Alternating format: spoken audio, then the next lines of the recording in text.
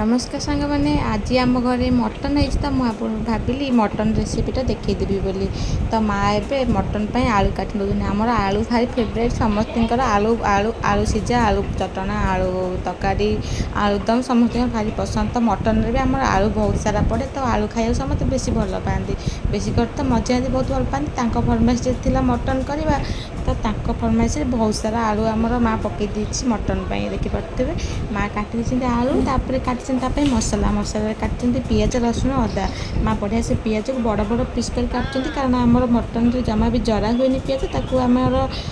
Grinding करके माँ पकाए आउे माँ अदा को छोट छोट करके चोपा छुटे बढ़िया से काटिदेव जमीक अदार चोपा टिके भी तरकारी झोल भासबनी माँ को जमा पसंद नुहे। तो माँ ए टिक कर काटी देती तेल जरे देखिए तो तेलटा बढ़िया से माँ पूरा डेस बसई देती आधे हल्का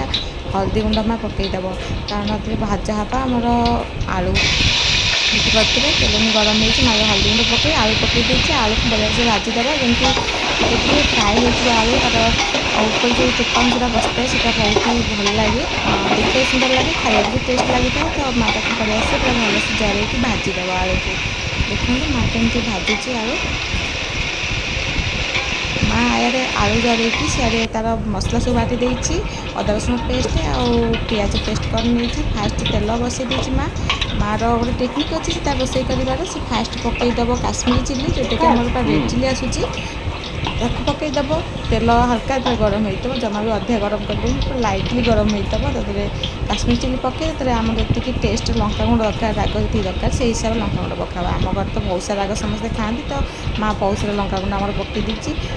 हल्दी गुंड पकईदेव तादे पिज पेस्ट पकईदेव देखो पकईदेला माँ एवं आम तेल हल्का गरम हो पिज पेस्ट पकई माँ तक बढ़िया से बुनिया पूरा बढ़िया से जमी मसलाटा हो देखते बढ़िया कलर आलर एक्सट्रा आड करा पड़े बहुत जन को यही कलरिंगटा आसेनी तो यहीटा तार सिक्रेट जोटा कि आम कलरटा बहुत सुंदर आसी था तरकारी देखिए माँ ताक भलसे पूरा किसी समय फ्राए कलापर अदा रसुण पेस्ट को आड कर टिके ना हल्का पानी देदेव जमी अदा रसुण पेस्ट भलसे मिसीज देखिए बढ़िया से माँ अदा रसुण पेस्ट पकई भल से पूरा कसब जमी मसलाटा पूरा बढ़िया से कषि होमर आलू माँ जरे बाहर थोड़ी बाहर करके बढ़िया से भाजिकी तेल देखिपे माँ केमती बढ़िया सुंदर भाव मसलाटा कर मसला टाइमिंग अच्छी तार माँ देखिए मसला माँ आलू पकई मटन तो आम सीझा मटन हुए कंचा मटन हुए तो आलू माँ जरे होता आलू को सीझाई छाड़देव तो से मटन आम सीझा मटन को माँ बढ़िया से प्रेसर सीझे देता गोटे दुईटा सीटी आम जी सीझे दरकार सीझा से हिसाब से माँ सीझे आपको जी नरम मटन पसंद से हिसाब से आप सीझेबे देखिए बढ़िया होगा मसला पूरा रेडी होगा एवं माँ मटन टाक आधे पकईदेव देखिए मटन आम पूरा सीझिकी पूरा रेडी होकर अच्छी अलरेडी तो माँ ए सबूक मटन को से कषा मसलार पकईदेव देखिए माँ स्पून रे बाहर कर नहीं बढ़िया से पूरा सबूक मटन को पकई दूची तरकारी धेरे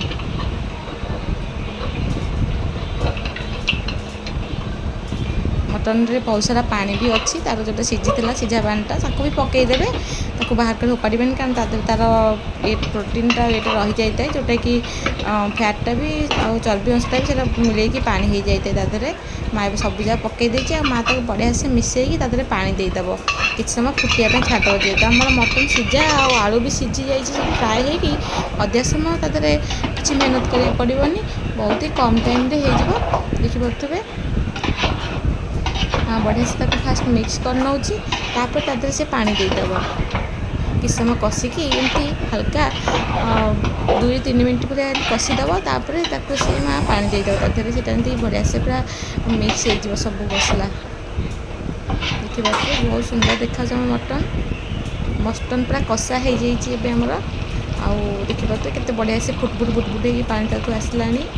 कषि होनी माँ पानी आड करदेव हल्का आम तो बहुत पतला झोल खाऊ तो बहुत सारा पानी आम दिखाई हल्का नुहे कारण कहीं भी मोटा झोल खाया भल पाते बहुत सारा झोल खाती किंतु बहुत सारा पतला झोल खाया समस्त बहुत भल पाते तो माँ बहुत सारा पानी आम देखिए पूरा पतला झोल आमर आमर मटन पूरा रेडी हो गलानी आमर तो मटन सीझा आलू भी सीझा तो अधिक समय किसी भी फ्राए कराहबनी तो ये आम पूरा मटन सीझीगला बढ़िया सीझी भी जाता आम बढ़िया से पूरा फुटिले गला तरकारी माँ तरह बढ़िया से पानी दे दी आप देखिपे धनिया पत्र पकई तो आम मटन पूरा रेडी हो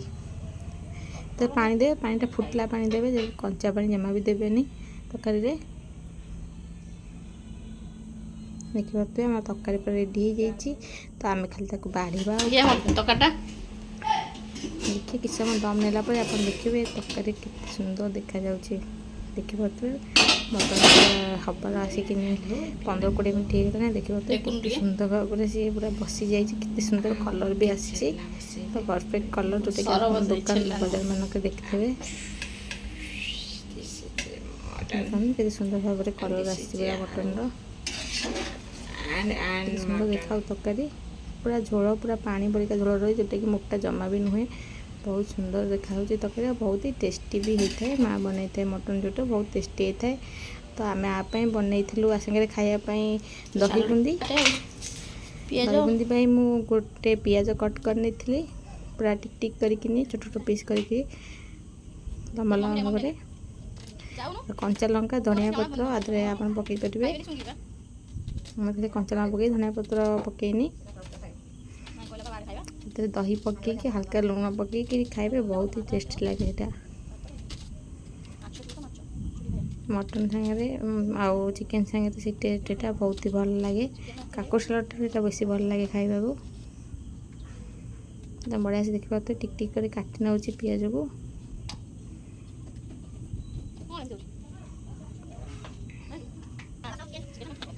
गोटे पियाज पूरा काटी 4टा कंचा लंका पूरा बढ़िया से टिक टिक कर काटिक पूरा भल से चॉप कर नहीं